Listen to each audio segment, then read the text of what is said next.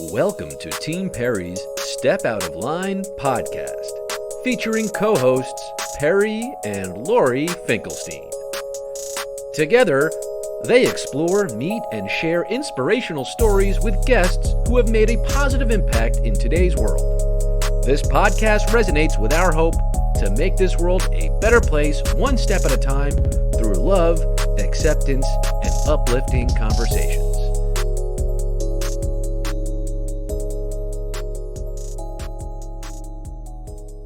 I had eyes on you in this video that I watched on her website where you were loading her chair into the vehicle, and the look on your face was so like this take charge woman.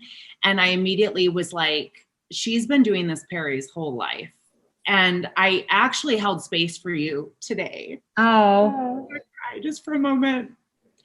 Just woman to woman. You know I'm not a mom in a traditional sense. I mean, that was not my journey in this lifetime, and that's okay. But I watched you today and I thought so many things. But one was, the way you have obviously advocated for her and how obviously she's an extension of you and you do share her, and how together you guys are sharing her message and her journey. And I wondered if you felt that same exposure and vulnerability that I feel, which is this purpose-driven like animal inside of me every day, to not just to advocate for Josh, but to advocate for Josh's message and other dogs like Josh, because I need to believe that there is more out there, more compassion, that there's change, that there's more inclusion, that humanity is capable of understanding and connecting and sharing in that. Although disabilities are beautiful, and I do have disability pride, existing in the world and up against the narrative that goes with it sometimes is very isolating. And so I know you guys can relate to that. And so one of the things I feel so emotional about when I share is sharing the challenges, but then the beauty behind them. And I think I make myself vulnerable because I have to, it's almost my way of, for lack of a better term, grieving the challenges and grieving the fear of what could happen and what's to come, is I just share it from a place of wanting humanity to give back. I guess that's how I deal with all the complex emotions about it. Because when Josh entered my life, I mean, I don't want to say I was a lesser version of myself, but I was a more self-centered version of myself, and that's when we did everything for us. Everything was about us. nothing is about you right now. Vacations, weekends, everything. So we did whatever we wanted. Right. Whenever. I was just having a tearful tantrum right before I logged on, because I'm like, it's 4 p.m. I've been up since 6 a.m. I'm just now brushing my teeth and climbing out of pajamas. I've done not one thing for myself today. She sounds so much like me. It's almost resentment towards myself that there is no greater joy than that self-sacrifice. But, there's also, You get pissed off. yeah, I mean, it's like joy and anger and frustration and all these things. And I guess the only thing I can do to make peace with all that is inside me is to just share it and hope that people take what they want and leave the rest, Right. You also have to remember every day is a new day. You wake up, whatever time it's going to be, whether it's going to be 5 a.m, like I do, to feed, my dog, and then try to maybe go to sleep for 10 minutes and then get up. Or, it's every day is a new day. And every night I go to sleep knowing I screwed up something. Before we got Bitey, when we just had Josh, we got into such a routine. So where it didn't feel like Josh was any work, because really Josh is so easy. We say it, people don't believe it. Josh is probably the easiest dog we have. He's so simple. He's easy to us, but he'd probably be a handful for someone else. But we brought in Bitey. Bitey changed the game. He has been worked since day one, and he's over a year, and we've had him for 10 months, 8 months. He's like having a 9-month-old baby. He is. I mean, he goes outside in his chair probably 12 times a day to go potty. On top of swimming. So like Josh doesn't need a lot from us either. He's very sedentary. And he can self-soothe. Ford, on the other hand, cannot. So when he came in, we should bring him up here I think that is really, so he can flirt with Peri.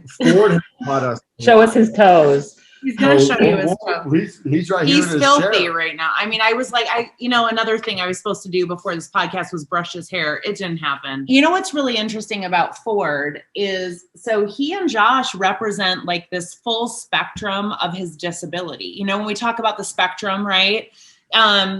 I would say most notably when I'm speaking about Josh and Bitey, I'll compare it to sort of the autism spectrum, or like the spectrum that exists for individuals that have CP. Mm-hmm. You know, I try to describe it as like, you know, Josh is he's actually considered quite moderate in terms of neurological impact and symptoms, but he's so easy. He still has independent mobility. I kind of guide him and help him or whatever. But Ford really represents this completely opposite end of the spectrum. You know, if we were talking about kind of the autism spectrum, you know, Ford would sort of be the nonverbal, you know, that, you know, maybe is not going to typical classrooms and having typical interactions. And so one thing is that's really taught me, I mean, it's like a whole other level, not just of being the caregiver, but of advocacy. And I think when I got Ford last year, this whole thing turned more from, if I'm being totally honest, right? Here I am stepping out of line, from sort of like when I first started down this road, it was more like an idealistic pop bubblegum thing. Like, yeah, you know, and it was, to be honest, it was probably, you know, greased up with my own ableism at the time that I was too ignorant to see. But it was more like this perfectionistic ideal. Let's spread compassion and inclusion and do all these things. But what the hell does that really mean? When Ford came into our lives, you know, we really were. He was a tough case. He was tough. Challenging. But overcoming that and seeing where, like, Josh can still kind of exist in the world like a neurotypical dog with some assistance. But Ford, we have to do everything. I mean, Ford needs all the things. I mean, we're thinking of like, we're starting to patent like a swimming device. Right. Like, I'm actually starting to see like, there are not things that exist in the world like we actually need for Ford, like the wheelchair company that makes most pet wheelchairs. There's just so many things out there, and veterinary medicine is so behind the times, but it really opened my eyes up to like what true inclusion means, and like barriers to access and accessibility. And of course, again, I'm always looking at it from a canine point of view, but because I am so deeply committed to what that feels like to me, I can't help but see the human disabilities community completely different. And then that's where things really changed. And that's where I really confronted my own privilege. And I was like, oh my God, like I need to do more. I need to be louder. Our conversations need to get more uncomfortable. Stop calling them differently abled and specially abled and all these things. Like, let's start getting comfortable with the word disability. That's her stepping out of the line big time recently. Big time, she's challenging people. She's putting them on the spot. Well, here's the thing though. Usually, I think that voices for disability pride come from individuals who have a disability. I am a handler. I am a very physically privileged handler. I am the antithesis to my message. Interesting dichotomy that they can exist in the world because of the physical privileges that I have. So I really try to, like, in regards to our community, I talk about being service humans, right? Instead of humans having service dogs, I talk about being service humans and the mindset that goes with that. I was recently approached by a very, very, very big name. They wanted to do a paid collaboration. And as you know, I really don't do those. I've just started dipping my toe in the water. And they reached out to us and I thought, oh, wow, I did like my first negotiation, you know, for price. And it was like, cool, done deal, handshake. We're going to send you the creative brief. Okay. So it was like an agreement, and I won't say who it was. And it's agreement to do, you know, a post and some story slides as a collaboration with this really, really, really big company. And I was really excited. And then I was sent the creative brief and I read through it, and it specifically said not to use the word disability and other derogatory terms. And immediately I was triggered. And I went back and I'm like, hey, I see a conflict of interest. You know, I'd love to work with you. I'd love to be part of this collaboration.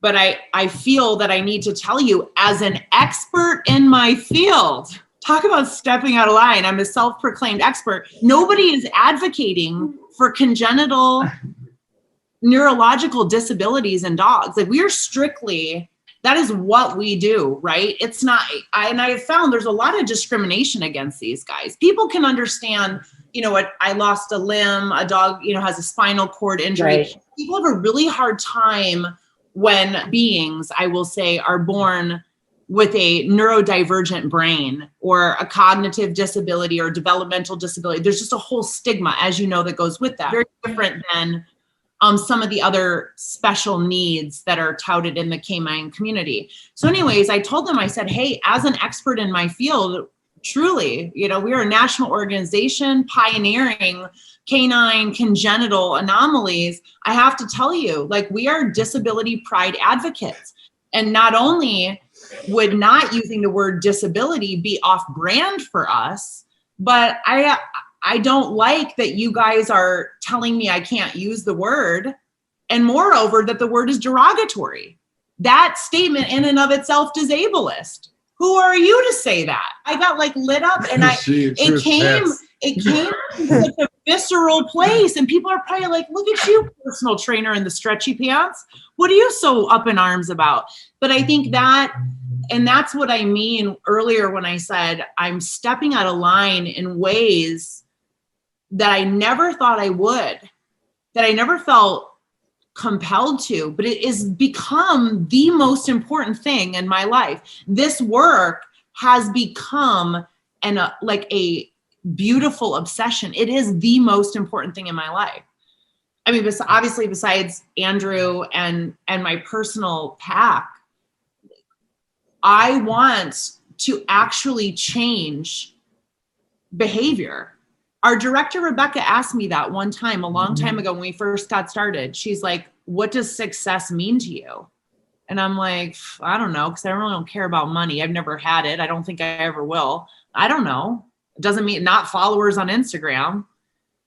And then we got talking, and I said, actually changing people's behavior. Not just getting, you know, likes and follows and round of applause and using all the cute terms, but changing behavior. Will you choose a dog with a disability? Will you choose to foster one? You come across one that is in need, will you advocate for it? Somebody emailed her the other day saying, I got a puppy and showed neurological symptoms, and the vet recommended it get an MRI. So she took it to the neurologist, got an MRI, got all the information, and then came to Kimberly and was like, I got all this information. Now what do I do? Now teach me. She didn't say, I want to give you the dog. So teach me. I do this? And it's like, I saw that my computer. Main goal, because there are so many of these dogs that are being born that never make it past 8-10 weeks. But now there's people that will see them and they're like, wow, these dogs actually have a chance.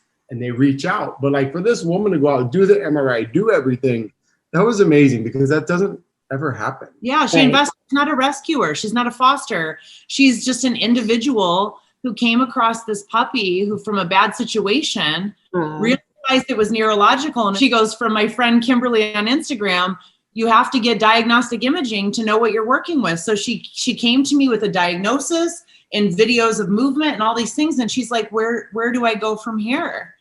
And I'm like, at this point, I'll do anything to help you, because I'm just like, I'm so touched that that's never happened before. So anyway, I see a lot of similarities between humans as well with disabilities. Peri was born, we knew she had a club foot, she was frog-legged, we knew something was up with her, and we did diagnostic testing. We did a muscle biopsy, we knew exactly what she had. So this way we would know, we would get certain things paid for by insurance. Insurance wouldn't leave us in the dust. That was largely why you do the muscle biopsy. So it's not just low tone. Why? What happened? And we went to a neurologist. It took one look at Peri and her report, and he said, it's a waste of time for you to do anything. I wouldn't do any therapy. She's not going to amount to anything. So don't waste your time. Just take her home. And I left the office crying. He's still practicing medicine, mind you. We found doctors who were like, no, you maximize the potential. And I think that's what you're doing also with your dogs. You're maximizing everybody, because everybody deserves a chance to whatever the potential is. It doesn't matter what it is. Right. But you always maximize the potential.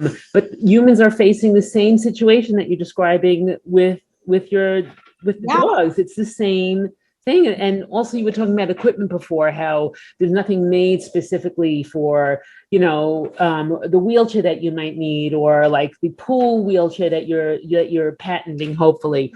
With Peri also. We can't always see what we have. Right. Like we have to modify everything, because nothing is, it's done a certain way. Even the big, large companies, like pick any wheelchair company or anything, you always have to modify it, and it's never what you need. And it takes these genius OTs and PTs to say, we have to do it a different way and see it differently, because this is not working. And I'm not normal. Like, people still meet her and talk really loud to her, because she happened to lose hearing in her ear this year. So, all right, that works now, but now it's appropriate. But Peri, seriously, I'd love to know, when people do that, obviously you understand it's just coming from like a lack of experience and stuff, but how does that make you feel? All my life has been like that. It's not new. It's not a way. I usually just look at them and just what to do at you, because I'm just curious. Sometimes it's really funny. Right, we laugh. Sometimes we just laugh. And sometimes I get really angry, and then it's roll away. I catch myself sounding like such a feminist these days. But, and I'm sure you can relate, when you are a fierce advocate, it's not very convenient. The things that you have to fight for and the things that you have to say and do, they make people uncomfortable. And I really opened my eyes to how society really grooms women to be people pleasers and to make others feel good, at the expense of the self feeling good. And it's such this catch-22, because I do like to make others feel good, and I do like to caretake and do all these things. Obviously, look at the role I'm in. But, in return, I'd like to have the freedom to speak up. And when I speak up, pardon my language, you better listen to what I'm saying. I have a voice, and I think that one of the things I've experienced through this journey also, being on social media, is everyone is a Kimberly fan when I'm sharing self-deprecating reflections and vulnerability. But when I stand up and I talk about how, if I push back against what a veterinary neurologist says, or most notably in disability advocacy, when I describe how it's very intersectional. And if I'm advocating for all abilities, then I'm advocating for people of all color. And our community is a safe place. I get a lot of pushback. People don't like it. It's very upsetting for a woman, to be as so bold as to suggest, something that is so politicized.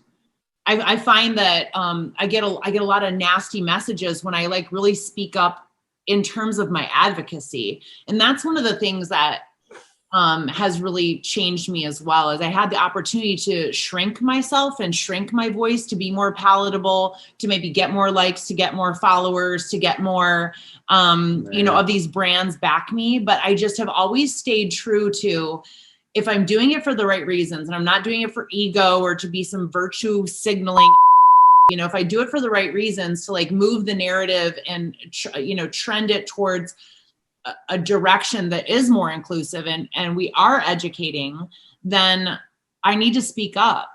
But this is the first time I experienced that pushback. But then again, never in my life have I ever been like this. Peri, I have to admit, like, it's a little intimidating when I hear you talking about your accomplishments, like scholastically. I think there's a little bit of envy there. I always wanted to be exactly what you are. In that way, I always wanted to be, have like letters after my name and credentials and be really smart, because my background is not that. I came from a very challenged background, and, they're just like nobody in my family except for one uncle ever went to college. Everyone else barely made it out of high school. And I grew up with we were very financially challenged. And when I graduated high school, I was like, I want to be a doctor out of nowhere. In hindsight, I think what I was looking for was validation that I'm worth something. And for me at the time, I was like, I'm graduating high school, the world is my oyster. And both my mom and dad, who had been separated since I was like 10 months old, they both said the same thing, like, well, there's no college fund. And so I went through the whole thing with trying to put myself through college with student loans and everything. But I had an undiagnosed learning disability that was quite profound. I've now found out I have a couple learning disabilities that were never advocated for when I was younger. And, I had anxiety and I just had a really hard time getting through college. But, I love my dad to death. He's no longer with us. So, I hate to, paint him in a bad light. But one time he said to me, he was like, look, kid, us Elliots, we're not meant to be doctors. You should be a land surveyor or a tile setter like your uncle. And it really messed me up, but it got inside my head. And I had like all these aspirations. I wanted to be a urologist of all things. How bizarre. Now I'm really into brains, but dog brains. But my point is I created this identity for myself when I graduated high school, and I went to college that I'm still paying on student loans for that I never used. But I later dropped out of college. I just literally gave up, and nobody in my family, neither parent was like, come on, Kimberly, you can do better. You can do more, because they never did anything different or more. And so I sort of always carried that. Like, I felt like I wear the scarlet letter. Like I was like a 2.8 GPA in high school. Better than mine. And, I kind of like, wasn't very great in college. I ended up dropping out, add insult to injury. I'm still paying on student loans that never amounted to a degree. And there's no letters after my name. And so I got into fitness, because guess what? If you look the part, you can be a personal trainer. But, I loved fitness and I love people. So we were very successful at it, but we're people. That's why we were successful. But I think that's something that Andrew shares as well, is almost like, we're entrepreneurs, but I think that I don't know how you feel, but I always feel like people who are really successful and make an impact, they're like Peri. They got the hot GPA, they got the MBA, they got the letters. The MBA, that is, like when that's badass. Like I only have 2 friends that got their MBA. That's not easy. And like, so it kind of, I've like, not in a bad way, not like a woe is me, but I kind of feel like a slouch a little bit. Welcome to Team Peri's Step Out of Line podcast, featuring co-hosts Peri and Lori Finkelstein. Together, they explore, meet, and share inspirational stories with guests who have made a positive impact in today's world. This podcast resonates with our hope to make this world a better place, one step at a time, through love, acceptance, and uplifting conversations.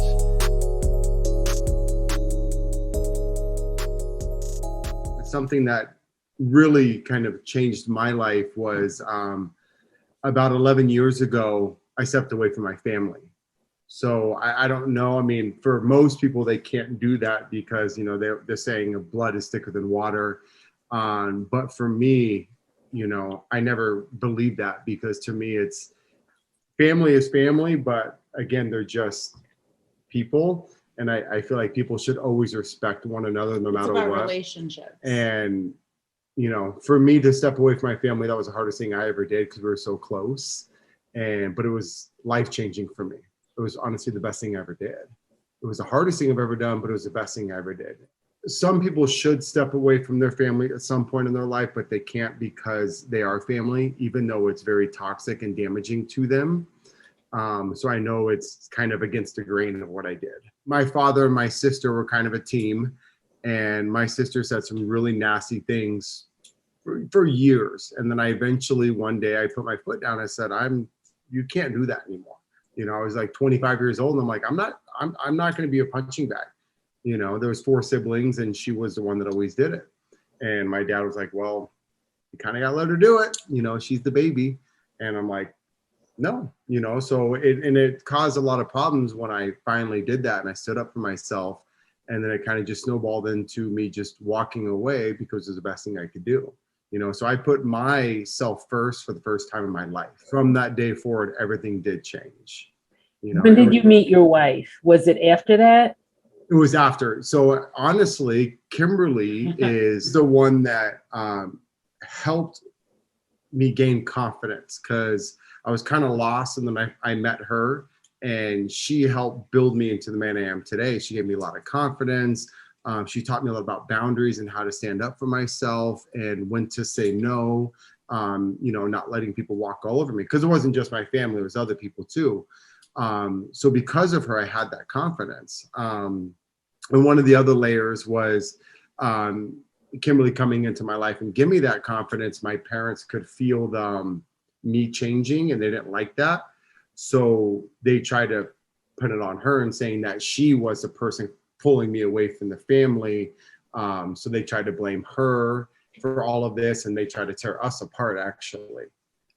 So because of her is the reason why I was able to do that. She gave me the strength and the courage to do that. And she was your trainer? That's how that was how we met. Yeah, so I was actually working at a gym, and I saw her around the gym quite a bit, and I was like, okay, she's pretty hot, but she's way out of my league. Fast forward the tape a few months, I went and I took this boot camp class, and up walks Kimberly, and I'm like, oh, you're the trainer for this. So I went into class and I had to give it my all, and I thought I was going to die. And she kicked my butt every single time after that. But yeah, she was my trainer. And then, yeah, and ended up becoming my boss. I ended up working for her too. I ended up working for the gym, teaching classes. She was my boss, and then everything kind of happened from there. I've lived outside of the line my entire life. I'm never in line. I'm the one that is out with the megaphone yelling, come with me, follow me, come. I'm always that person. To me, the idea of stepping outside a line, I don't strive to do it. And I actually was not aware that title would be awarded to me until I got into my more adult years. And I began receiving that feedback. Gosh, wow, I've just never met anyone like you. You really say it like it is. And I think that if I was born a man, I don't think that I would be viewed so, you know, with all the adjectives I'm given: abrasive, aggressive, intimidating, dominant. I actually don't think I'm any of those things. I'm compassionate. I connect. I strive to understand others. I love to be coached. I love to be taught, but I am me. And one of the ways that I feel best existing in the world is just unabashedly, you know, sharing where I'm at, because I know deep in my heart, regardless of what other people are saying or showing me, I am every woman. There are so many similarities. Peri, you and I have so many similarities, and you and I have so many similarities, but fear of judgment and fear of being who we are holds so many of us back. And so I feel like there are a lot of conformists, and they want to shrink themselves, and they want to fit in, and they don't want to stand out. And that makes me feel uncomfortable. I don't like that being asked of me. I don't like being around that. And so I never stood in the line, ever. I don't even know what that's like. So I would say that the way, though, that I have most boldly and most notably staked my claim outside of that line is with the Josh mission. You have this RV picked out. You have started raising money for it. Can you tell us what the purpose of this 2-year RV tour with Josh and Bitey and friends? What do you hope to accomplish with it? What people can do to help the foundation that you have? Bring Josh. He looks so cute right now. He's totally napping. So He's totally napping. He is everything to me. I mean, He's my spirit animal. Peri said he's her spirit animal. so basically, when I started the Be Like Josh Foundation, it was like 50% rescue, 50% community outreach. And yes, I share him on social media, but what I really wanted to do was visit schools and have community events where people can actually get hands-on with Josh's body, feel his body, see how he moves, get comfortable talking about disabilities. I guess I'm kind of using dogs to help people get more comfortable with creating language around disabilities so that they're more comfortable talking to people like Peri. You know what I'm saying? And so Josh is a willing participant, and so is Ford. So we wanted to kind of have like public events where people could meet Josh and see his wheelchair and ask questions and interact with him and see that the totality of who he is, right? He has a disability, but that's just part of the conversation. It's not the whole conversation. And yes, I'm his caregiver, but I'm also a dog mom or a pet owner, and we still do all the fun things. So I wanted people to experience that in person. And then also, when I connect on social media, I've had like an outpouring of people. Our world is becoming increasingly disconnected and sterile, I feel. And so our community is really open and compassionate and vulnerable. And so it's sort of like just like I wanted to have this component that was kind of like educational and based and rooted in like feel good inclusion. So, we did a few kind of Josh meets where people could come and meet Josh, and I didn't really know what to expect, but people would just be so overcome with emotion when they would meet him. They were just smitten with him. And so it really took off. But very quickly, Andrew and I realized this is unrealistic. And as Josh's platform grew, we realized we have people in Maine and Florida and Detroit and Nebraska and Seattle. And, while we can do a couple meets like in Southern California and in Arizona, the reality of us traveling around the United States with Josh, who cannot fly, is just very unrealistic. And so a couple of years ago, we had to go to the Midwest for like 4 weeks for Andrew's work. And we did a couple meet and greets. We did like a Michigan and a Chicago and an Ohio meet. And hundreds of people came. They waited in line for hours to hold him and get their photo and all that stuff. And it was awesome. Andrew and I said, it would be so cool to do this all over the country. I mean, not just, of course, right, hardcore Josh fans can meet Josh, yes. But it really is a very different impact when you get to meet him in person and interact and ask questions about disabilities in person. And we really have like a come as you are feel, right? There's no special language. Just ask questions, it's all good. And so when we realized that it wasn't really realistic to do that, we sort of hung that idea up. Then the pandemic hit. My DM has never stopped. People are like, I'm coming to town. What are the odds I can meet Josh? Oh, I see you're in such and such. I live here. Can I come meet Josh? And it's like, man, how do I do that? That's a slippery slope. I can't, that's not really realistic either. So because we said yes to everyone, we would spend 2.5 years letting everybody meet. Yeah, well, they'd be coming to my house. I'd have like a line of strangers out my door. So what we realized is, through the pandemic, we went from being gym owners to then our lease was up. We moved to working in a studio, just being independent personal trainers. And then when the pandemic hit, we switched to like virtual and home and like online. And that was really successful and stuff. And then the Be Like Josh Foundation grew and whatever. So we started making a living essentially from doing things virtually. And so just recently, as of May, I looked at Andrew and I'm like, now that we're not tied down to our careers, we really could go mobile and do like a Josh tour, do what we did in those couple meets all over the country. Like I started a Patreon because I finally got to the BLJ to a point where it needed me 24/7 to continue the work. So I gave up my career 100% and I only draw a living off my Patreon platform. I do not pull any income from any donations because I need every penny for like everything we're doing. A shunt surgery is $10K. Andrew started his online fitness business and that's kind of been taking off. And so we realized like we could go mobile, we could do this. Let's go for it. So I make a living. I can support me. Andrew makes a living. He can support him. We can support our pack.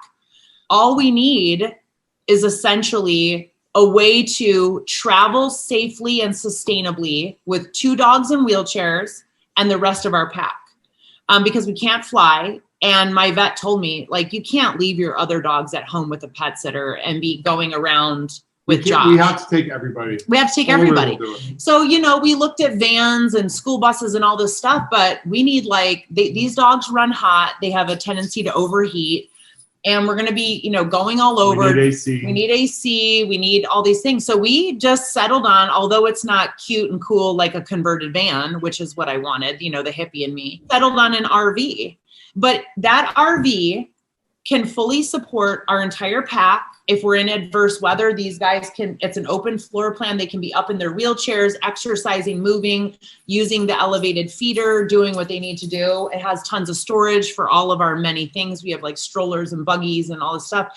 But our goal is to we chose a 2-year window because he can only handle so much. Like if we do a 4-hour meet, he's exhausted for like 3 days. I mean, he's just energetically wiped out. What if we just take our time and literally hit almost every major city, right? Like if we go to Texas, we're not just going to do one meet in Dallas. We're probably going to do like a San Antonio, an Austin, a Dallas, right? Versus like a smaller state like Rhode Island or like the Tri-City area, right? Like we'll probably do like a New York City. I don't know that we do like a New York City and a New Jersey. So we kind of came up with this idea that we can take care of everything if we just have the vehicle. So maybe we can like lean on our community to fundraise for the vehicle. That was our plan. Our goal is simply to take our message on the road. I feel like when you really sit down and you put like a handshake or a hug or a face-to-face connection with us, with Josh, people are really going to, they're already all in with the Be Like Josh Foundation, those that follow us and support us, but it's really just almost like a pep rally to keep this train moving down the tracks. I want people to get hands-on with these dogs. And also I do see the way when we're out in public, people do treat Josh and Ford a little different. They are a little bit uncomfortable with Ford because of how profoundly impacted he is from his disability versus Josh. I want to address that in person. I want people to not be scared and to not be awkward or uncomfortable. Like Ford's disability is much more noticeable than Josh's, but he's not less of a dog. He's not less there. He's wildly intelligent. He's lovable. I just wanted people to really interact without their phone screen. And then the other goal I have is I'd really like to connect with clinicians all over the country. I started this thing thinking, I want to go to schools and talk to kids about inclusion. I do want to do that. But if veterinarians are euthanizing these dogs at the time of diagnosis, then what am I even doing? I really need to start talking to veterinarians. I need to open them up to the idea that with the right service human, these dogs can thrive. Their issue, they don't have failure to thrive because of them. The only reason they're not thriving or they're not living or surviving is because there aren't people there who believe in them. I want people to see what I see. Like if it can change me, I was a very selfish person. I've crafted my life around him, not because I went Looney Tunes, but because he's enriched my life. And we were hesitant to adopt Ford. I still have the blog up on our website. It's the only blog. It's about how there's no way in Sam hell I can adopt Ford. And here we are. He's the other light of our life.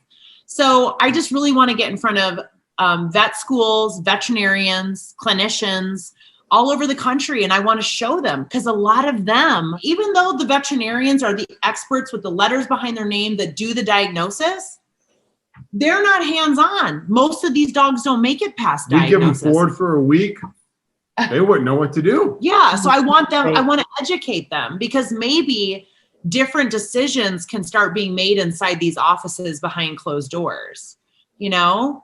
So how could people help you today? So when you donate to our tour fundraiser, those funds solely go to the tour. So we have a completely special place on our website. So if you go to our website, which is the best way to support us monetarily with donations, if you go to our website, belikejosh.org, you can click our menu on tour.